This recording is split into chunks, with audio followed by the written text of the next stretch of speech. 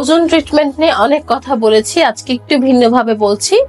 Ozone বিভিন্নভাবে দেয়া যায়। সো ওজোন হচ্ছে O3, অক্সিজেন O2, এখান থেকে কনভার্ট হয়ে O3 হচ্ছে। এবং এই O3 যেটা, এটা খুবই থেরাপিউটিক ডোজে যদি ব্লাডের সাথে ডিরেক্টলি মিক্স করা যায়, তাহলে আপনার ইমিউন সিস্টেমের জন্য রেসপন্সিবল যে সেলসগুলো আছে, interleukin and other natural killer cells, এই সেলসগুলো স্টিমুলেশন হয়।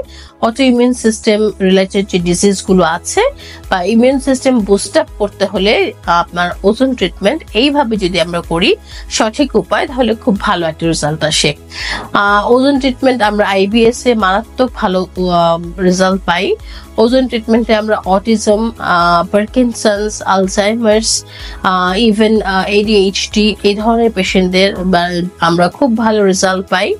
এবং যাদের ব্লাড সার্কুলেশন রিলেটেড প্রবলেম আছে তাদের জন্য খুব ভালো রেজাল্ট পাই। বিশেষ করে আমি আসলে IBS পেশেন্ট অনেক ডিল করি, তো তাদের ক্ষেত্রে ঘুমের অনেক সমস্যা থাকে, ইনসমনিয়াতে ওজোন ট্রিটমেন্ট মারাত্মক ভালো একটা কাজ করে। সো যেহেতু ব্লাড সার্কুলেশন ইমপ্রুভ হয়, সেই ক্ষেত্রে ব্রেইন থেকে যে গ্ল্যান্ড থেকে হরমোনসগুলো সিক্রেশন হয়ে আপনার ঘুমের সাইকেলটা মেনটেন করা উচিত, সেইটা মেনটেন হয় ওজোন ট্রিটমেন্ট যদি নেওয়া যায় একটা নির্দিষ্ট প্রোটোকলে। সো ওজোন ট্রিটমেন্টের কোনো সাইড এফেক্ট নেই। এবং আই প্রেফার যে অক্সিজেন থেকে ডিরেক্টলি ওজোন জেনারেট করে ব্লাডের সাথে মিক্স করে দেয়া, এতে করে কোনো রকমের কোনো কন্টামিনেশনের চান্স থাকে না এবং আপনি ফ্রেশ ওজোন নিচ্ছেন, এবং সেই ক্ষেত্রে আপনার রেজাল্ট অনেক ভালো হয় অনেক কম সেশনের মাধ্যমে। Thank you.